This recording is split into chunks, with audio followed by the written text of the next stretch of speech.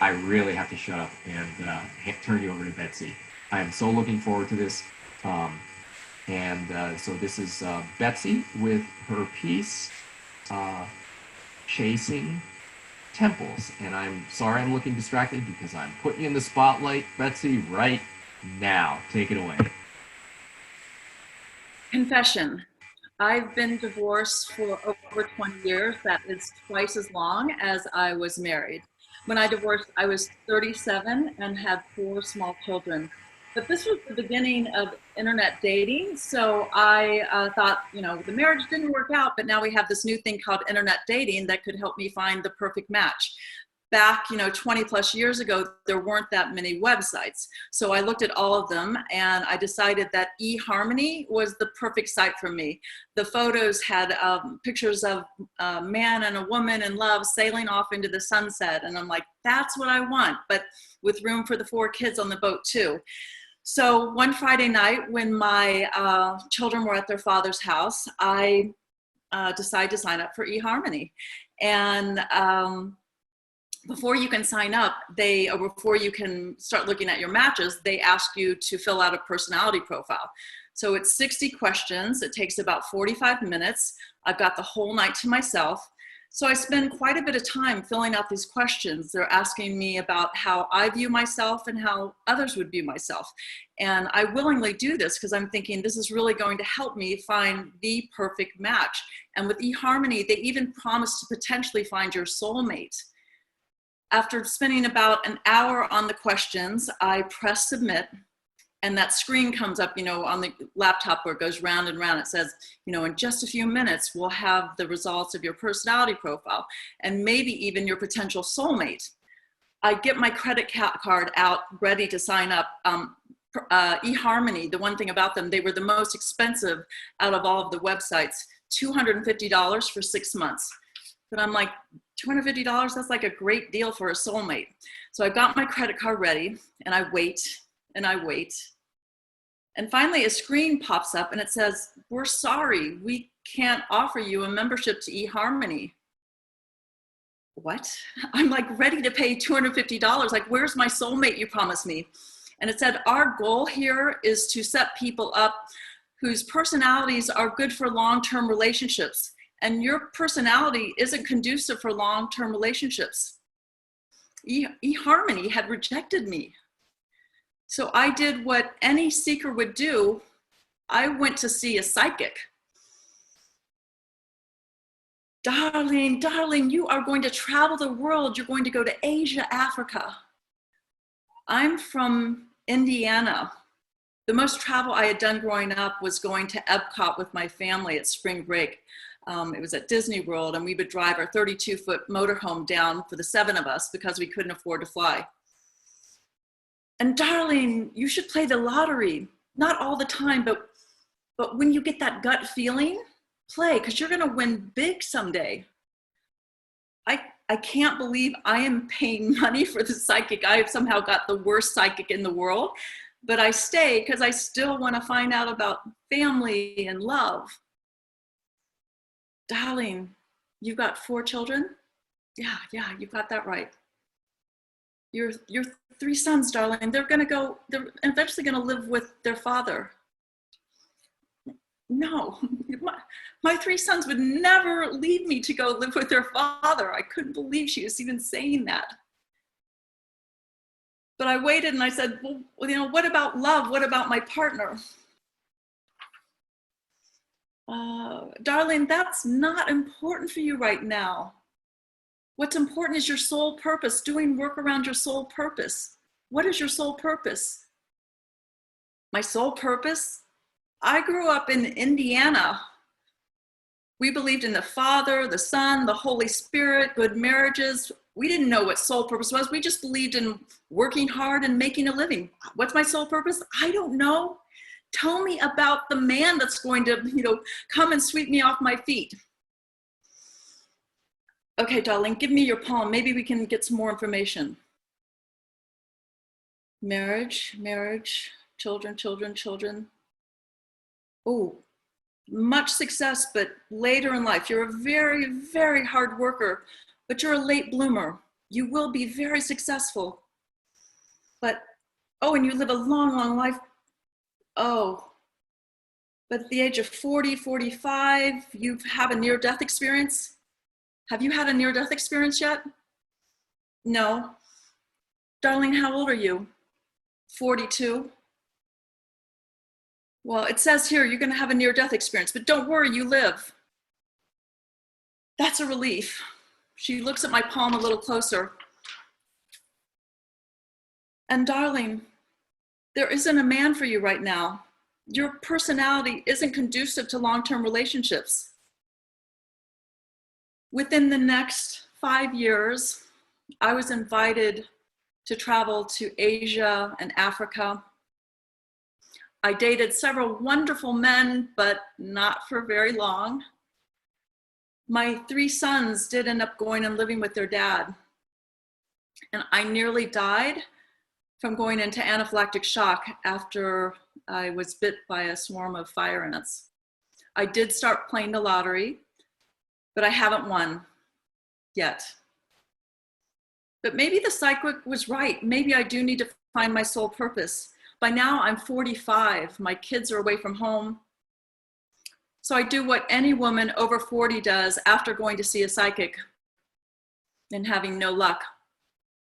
I look for self-help books. This was BA before Amazon became a really big deal. So I went to my local bookstore and I just wanted to sneak in, get the books and sneak out because I don't know, I'm divorced. I don't want to be standing in the self-help aisle and running into somebody, who's wondering what's wrong with you, Betsy. So I'm in the aisle and I look at book after book. Awaken the Giant Within, I Dare You, The Road Less Traveled, The 7 Habits of Highly Effective People, The Power of Positive Thinking, The Magic of Thinking Big. All of these books are by men. Where is the female voice? Hi, my name's Brenda. Can I help you find a book? Yeah, I'm looking for, people who are seeking, finding purpose. Oh, you want self-help for women? You're in the men's self-help section. The women's section is just around on the other side. It's just one shelf at the bottom. So I go to the other side and the women's self-help section was very small.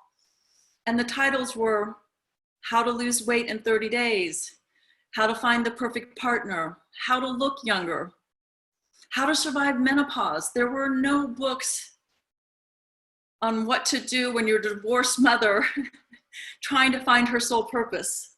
I leave without any books wondering, where is the voice of the female? Where is the voice of the mother? I grew up going to church on Sundays, and like I said, my parents, we just believed in the Father, the Son, the Holy Spirit. Even the Bible dismisses Mother Mary after she gives birth. You just don't hear that much about her. You don't hear much about the mother. It reminds me of my own birth. When each of my 4 children, the minute they were born, they were given my ex-husband's or father's last name. I had carried each of them in my womb almost 10 months each time, 40 months of my life. And the minute they were born, they were given their father's name. It was like pieces of me began to be erased from their life. At least Mother Mary got to have a home birth. When I asked to have a midwife, I was called crazy. Honey, that is a terrible idea. Let's leave it to the experts. That's just crazy.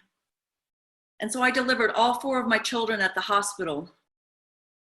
Since when are women not the experts on our bodies? Since when don't our voices and our opinions matter? This is not new to women. It dates back 2,000 years. Mary Magdalene was the apostle of the apostles. Jesus resurrected in front of Mary. He didn't choose a man, he chose a woman. But that pissed off the other apostles, and Peter, one of the apostles, said, Mary Magdalene, you're crazy, you're a liar, you're a whore. None of the other apostles stood up for her. Gaslighting started with the resurrection. And like the other apostles, Mary was a writer, But was her chapter included in the bestseller of all time, the Bible? No. The Gospel of Mary Magdalene, like so many women's voices, was erased. The Gospel was hidden for almost 1,800 years, and still half of it has never been found. The pages were ripped away like her voice didn't matter. I married in the Methodist Church and later discovered that the founder of the Methodist Church once wrote that wives should be content to be insignificant. We are raised to believe that our virginity is to be taken by our husband and the father gives us away. And then our children takes our father's name. When I divorced, there was a clause in my divorce document that said I could never say I was married to this man or that I had 4 children with him. Talk about not having a voice. But it didn't bother me to sign it way back then because I had stayed silent for so long. And I was living in this world that said my voice didn't matter. You're a cunt. You're crazy. You're a psycho bitch. Just like the world today, 20 years later, where an elected official can tell a congresswoman, you're disgusting. You're out of your mind. You're a fucking bitch. But 20 years ago, I believed it was true about me. So I didn't speak up. I stayed silent. And when I signed my divorce papers, I lost my voice for almost 3 weeks. But really, I had lost it 30 years earlier when I didn't speak up, when a neighbor molested me. And then, 30 years after that, I was raped as an adult. I stayed quiet. Like the church, I was hiding parts of my story. I'm the 1 in 3 women who experience sexual assault in their lifetime. We're diagnosed with depression, anxiety. We get cancers in our throat, in our breasts, in our ovaries, in our uterus. Where is the mother's voice? Just like the psychic told me, one of my projects takes me to Zimbabwe, to Mother Africa. It's believed that way before Mother Mary, there was African Eve. She was the mother of all mothers. I was going to Africa. I was going to the motherland. I've been invited to meet a shaman, and she does a sacred ritual where she brings in the spirit of a lion into her body and then offers healings and advice to the locals. And I was just going there as a journalist. I guess she's like our version of a life coach. I'd never seen a shaman. I didn't know what they were. I'd seen books and movies about witch doctors in Africa, and it actually looked, a little bit scary. And I was a little bit concerned about what I was getting myself into. So I didn't tell anybody because I didn't want people to think I was crazy. So I stayed quiet. So the shaman is a woman named Agnes, but everybody calls her Gogo. Gogo is the Shona, the local language name for grandmother. Gogo. I like that. How bad could it be? So I'm curious about what to expect for the ceremony, but I don't ask any questions. I'm afraid if I know too much, I won't go. And I'm supposed to leave Zimbabwe in 2 days, and this just seems like a once-in-a-lifetime experience. I'm a journalist, like I said, and it would be the first time that a white person, a person of European descent, would be invited into the sacred ceremony. My friend Ali is from Zimbabwe, and he's offered to drive me to the ceremony. But he tells me that Gogo has informed us that we need to go to a sacred site that's like 3 hours away to do a ritual to give me permission to even go there. So I didn't really understand, but he basically said that because I was white and white people had colonized Zimbabwe, I needed to do this ritual to the land and to the ancestors so that they knew that I wasn't there to take anything from them. So I just trusted the whole situation and packed a bag. Ali said we needed the whole day to get to the sacred site and to do the ritual, and then another couple hours to get to the ceremony with the shaman. I was asking, because I've been through all this like self-help and spiritual enlightenment classes, and I said to Ali, like, how much is this going to cost? And like, I don't have that much money in my purse. And he said, do you have $1 million Zimbabwean dollars? And I looked in my bag and I said, yes. And he said, that's what it will cost. a million Zimbabwe dollars during that time was about $5. That was what the cost was to go to the ceremony. And he also said I was going to need some other sacred offerings, but he was going to provide them for me. So while he went ahead and got these things that we needed for the offerings, I went to pack a bag because he said the ceremony is an all-night ceremony, so plan on not coming back to my bed and breakfast until the next day. So I start to pack just a small bag, and I take an extra set of contacts because I wear daily lenses. I take a toothbrush, bottled water. I wasn't too sure exactly where we would be staying during the ceremony. I knew it was kind of out in the bush, but I thought maybe, you know, we each have our own huts and bathrooms. I wasn't too sure. But I decided to take this pillow that I love. I travel everywhere with it. It's this oversized pillow. It's 1,000 thread count. It's from ABC Home Furnishings in New York City. And it happens to cost $200, but it's like my teddy bear. So I packed the pillow, and Allie comes to pick me up.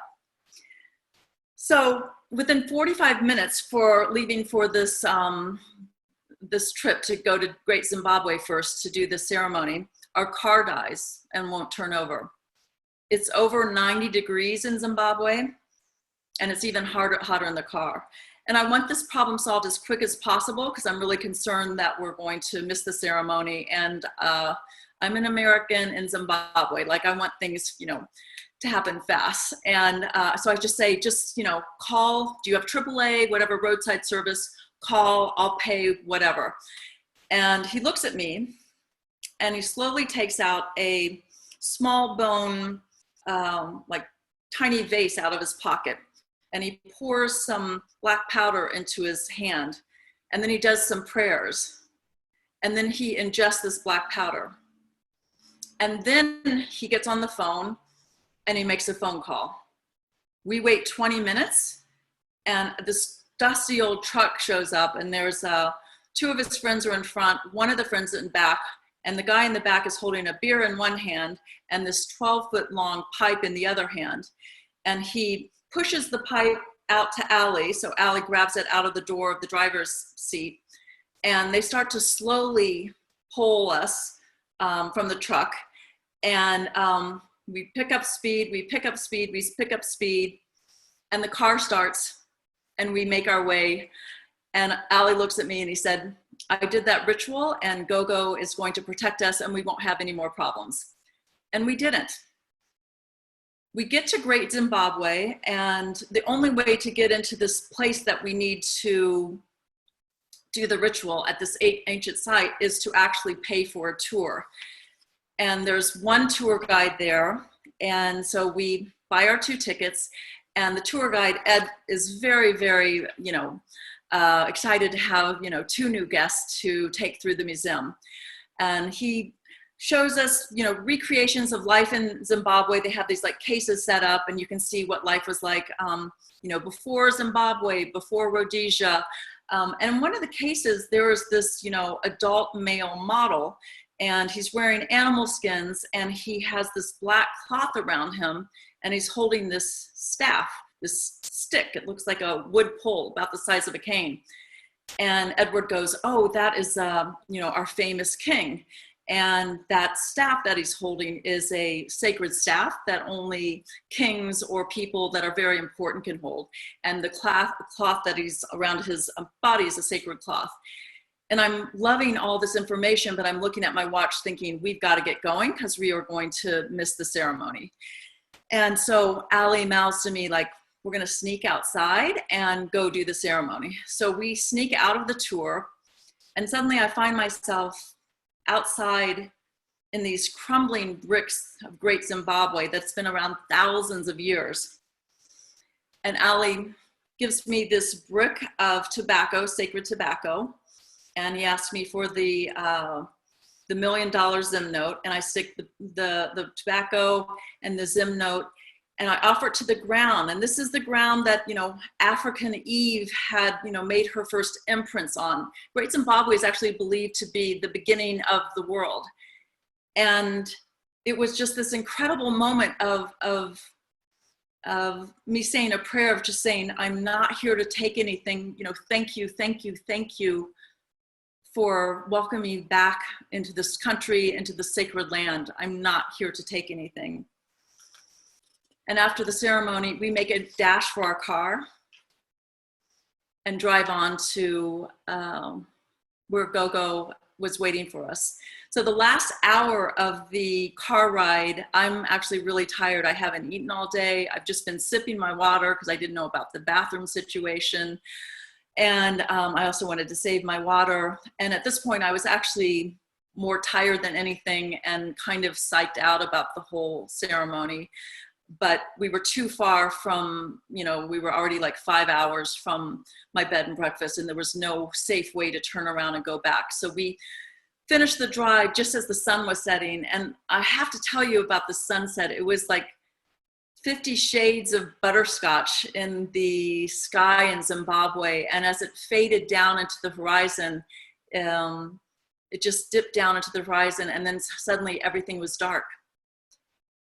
And we pulled up to this, I can't even call it like a spot. It was just the middle of the bush, and I saw two small huts and two small fires, and there were about, 60 people there. And immediately a woman about my age comes up to the car. It's Gogo.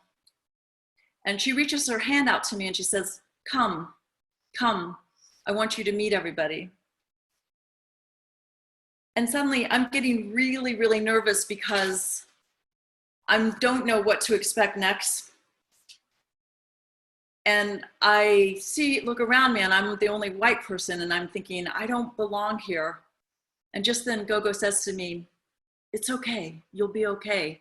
It's almost like she could read my mind. Gogo says, the spirits of the ancestors saw that you did that ritual at Great Zimbabwe. You are welcome here. You are just like us. You are welcome here. I want you to come greet everybody in the local language, Shona. Say Makadi to everybody. Makadi, Makadi, Makadi, Makadi. My name is Betsy, Makadi. I greet everyone, and at the men's circle, they're playing drums, and they're playing this instrument that's, it's like a very delicate piano, but you can hold it, and it's made out of a gourd. I see animal skins hanging from the trees, but I can't tell what they are.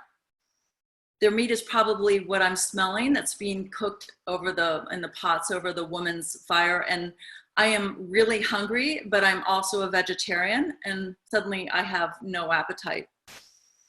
As I greet an older woman, like my grandmother's age, even older, Allie whispers to me, this woman is the woman that makes the beer for this ceremony. It's a very special beer. It takes 2 days to make, and it can only be made by women who are virgins. I say, Makadi, and she smiles at me and then just feels my hair. After the greetings, everybody follows Gogo down this dark dirt path to a tree that's said to be sacred. It's a dark night, and the clouds are blocking the light of the moon and the stars. It's just pitch dark in front of me, and I'm so grateful when the old grandmother reaches back and takes my hand. Gogo kneels before the tree, and she begins to make offerings, just like I did at Great Zimbabwe. Others could go up and do the same, but I stay still. At this point, I'm starting to get a little bit scared because I'm from Indiana. Nobody knows where I am. If anything goes wrong, I can't even call for help. There's no cell reception. And I'm also scared because I'm standing in the middle of a bush in the middle of Zimbabwe in an area that's known for African wildlife like lions and hyenas, not Indiana wildlife like deers and squirrels. As Gogo prays, the musician starts to play music, the women start dancing, everybody starts singing. And this goes on for many, many hours into the night. I guess the dancing and the music is a way to call in the spirits. It's like saying, we're here, we're inviting you to our party, we're very grateful. So we danced and we dance and we dance. And there comes a point, I haven't eaten at this point, that I get really tired. And I just I lie down by the smaller fire, the woman's fire, and the dirt is so cold, and I'm like in a little ball trying to get warm. And the old grandmother comes and she puts a blanket over me. And as the ceremony is going on around me, I must have fallen asleep. And suddenly I hear this roar. It's the roar of a lion, and I don't know if I'm dreaming, and I get up, I like stumble up from the fire, and I see this figure. It's Go-Go, but it's not Go-Go. Her body has like taken the shape of a lion, and I run over to try to, you know, get closer because I'm a journalist. I was like, wanted to see what the secret is to this. And everybody's cheering. They're so happy that Shumba, the lion spirit, has come into Go-Go. This is what they're here for. And so I walk up to Go-Go. Shumba is the name for lion. And I like want to make, like wink, like, I know what's going on. And instead I stare in her eyes, and what's staring back at me are the dark, intense eyes and energy of a lion. And I back away. So everybody dances for a few more minutes, and then suddenly Shumba kneels down in front of the fire. And it's so weird because her face that I had seen earlier, which was very dark skin, all of a sudden just around her nose and mouth, the skin had lightened. And her dreads, which had been back, were all around her face. And the way she sat down, it was like her hands became paws on the ground.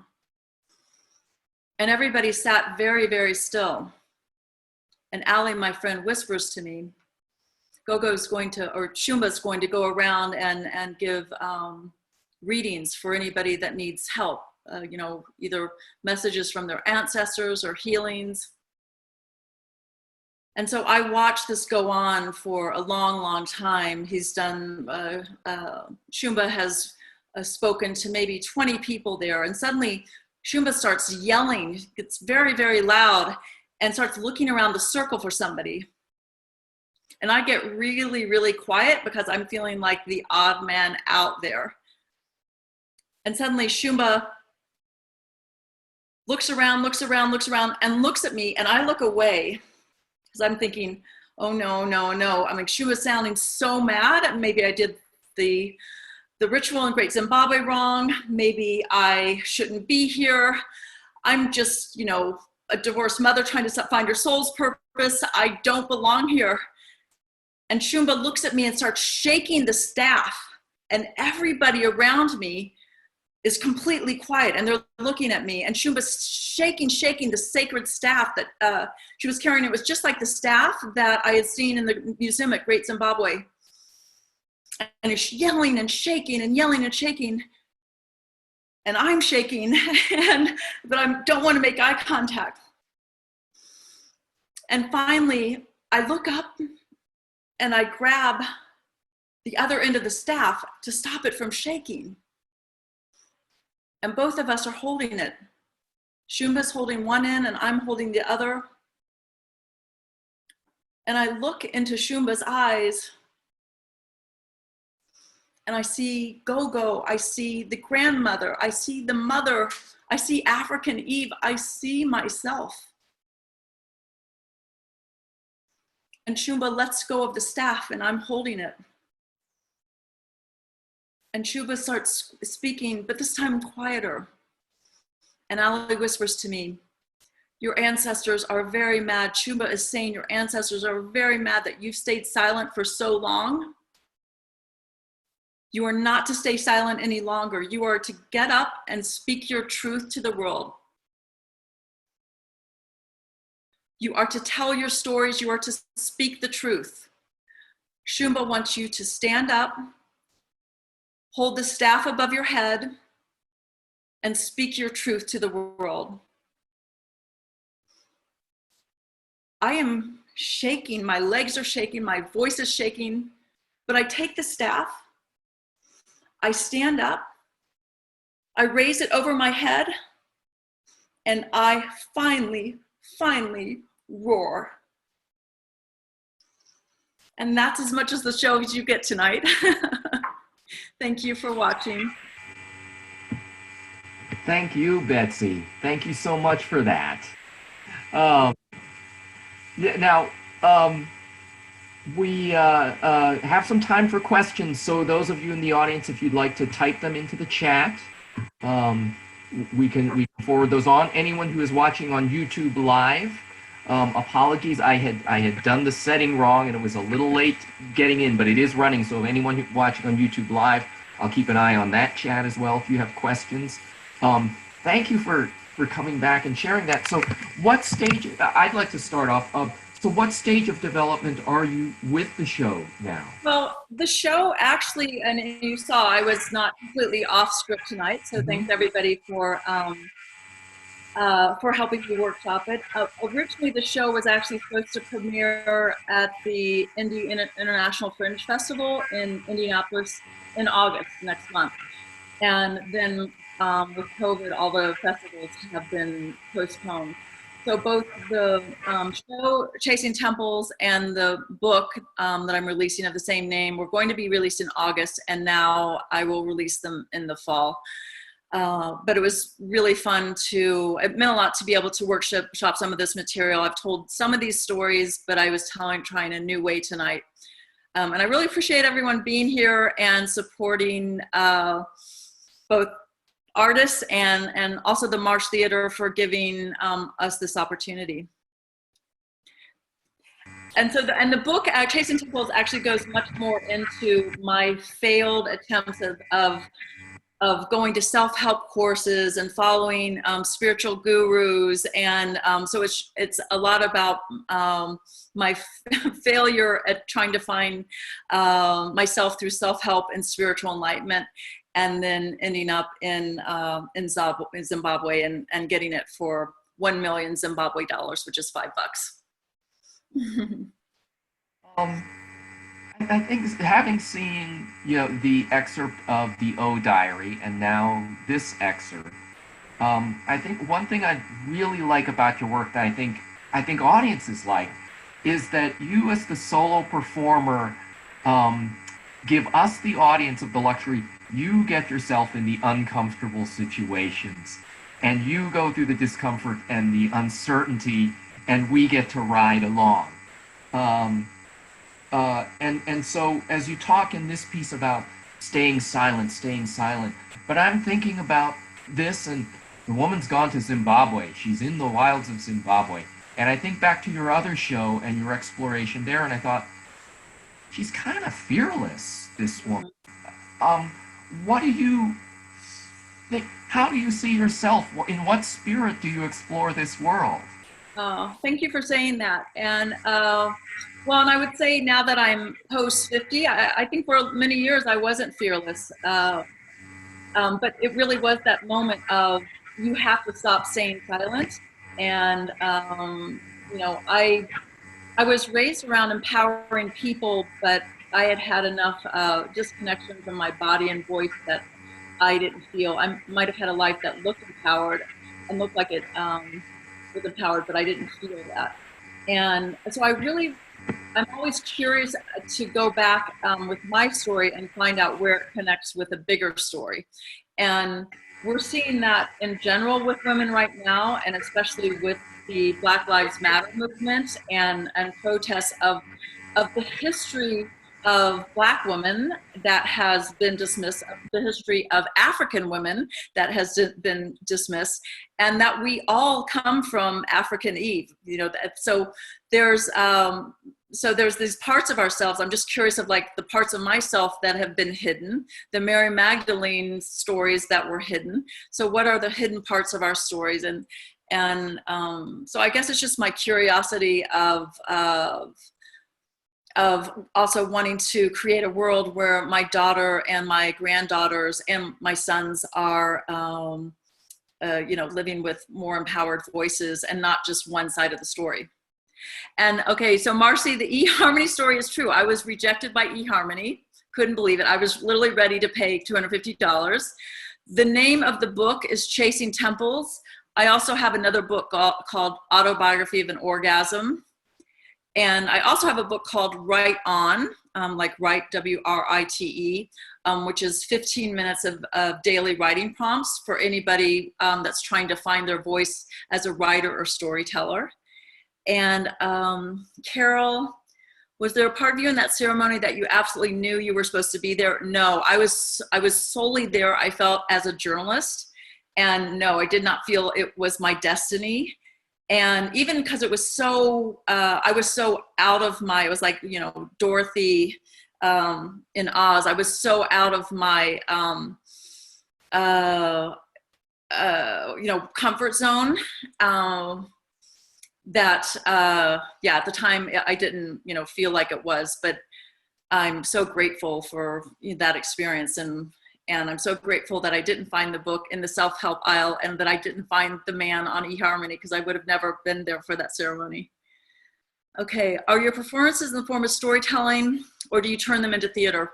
That's a good question. I've tried to turn them into theater, but where I feel most comfortable is just as a storyteller, like Tig Notaro, like Hannah,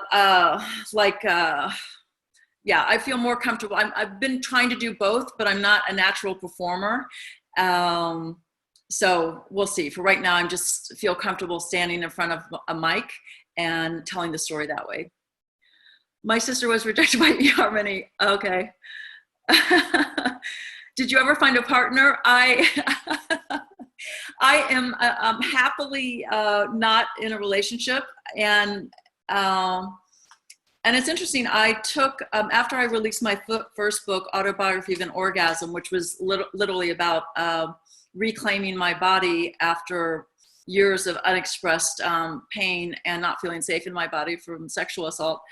I had so many people, women especially, writing to me saying, well, you know, same for me, but it's too late for me. Good that you could, you know, go to courses and work with, you know, experts, but, you know, I'm too old, or I can't afford to go do these courses, you know, to reclaim my orgasm or to feel safe in my body. And I didn't want that to be a reason for woman or man to not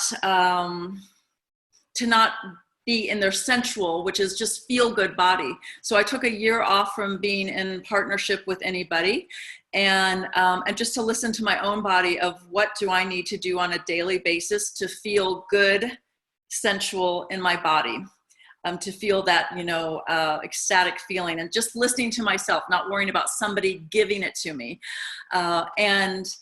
And that year ended up being the most sensual year of my life. And I've continued that year for 7 years. So this is just my choice of life right now. And you know, who knows? I've got, I'm content. I'm trying to work on that part of me that's not good for long-term relationships. But my attention span is short with that stuff. Oh, brave at heart. Thank you. Oh, thank you. Well, I missed my cue. I was supposed to introduce the lion halfway through, but thank you, Nancy. Well, I really appreciate y'all being here on a Monday night and listening, and I hope to do the whole thing at Marsh sometime in the future. We'd love to see you again. And for those of you who are here, you know, this will be up on our YouTube channel. So tell your friends about this. Check out Betsy's website. I mean, the work you've done is remarkable. The breadth of what you've achieved is marvelous. And we're so there is a question here. Is the book Chasing Temples available yet? It's not. It will. The goal was to release it in August with the solo show. But since I'm not releasing the solo show in August, I think I'll release it in. I'll release it in October. So just stay tuned. And it's different from the other book, and I love it. That's awesome. That's awesome. So are there any other questions? Thank you, everyone. Thanks, Gail. One last one. I'd just like to throw out one more, because when I went into your website tonight to looking at it. So you wrote a follow-up to Autobiography of an Orgasm. Could you tell us a little bit about that? Yeah, well, it was interesting because once again, the first book, Autobiography of an Orgasm, came out in 2014. The Me Too movement didn't happen in 2017. I also released three anthologies in 2015, 16, 17 of reader stories, and then Me Too movement happened. And what I found was, and this goes along with, what I shared in Chasing Temples tonight, when women finally do speak up, it's not this moment of, great, we're here to support you, we love you. It's not as loving as this space. There are risks to speaking up, and I suffered a lot of consequences from speaking up, by people even very close to me. And so I tell that story. And once again, it doesn't mean don't speak up. It just means that, uh, there's still consequences to speaking up, but still speak up. um, what did you do? Doing to support your sensual self? Well, well, that's in Beyond O. On a daily, simple things, because people say, what are the top 3 things I should do?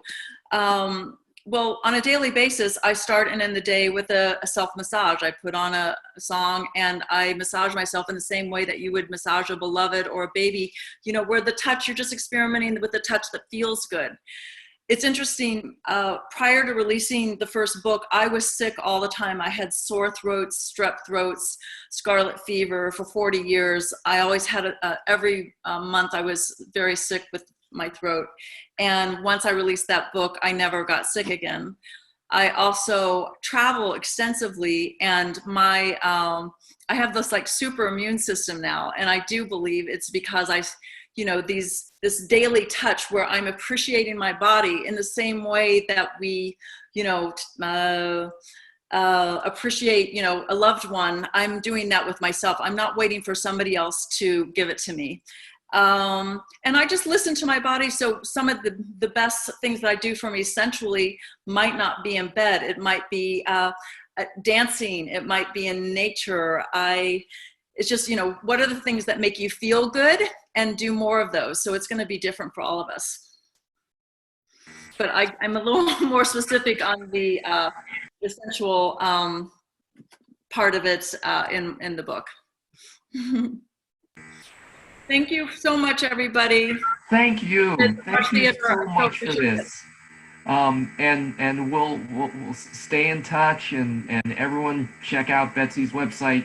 She's got so much to offer. So thank you again for being back with us. And thank you, audience, for being here. And good night to everybody. Thank you. Good night.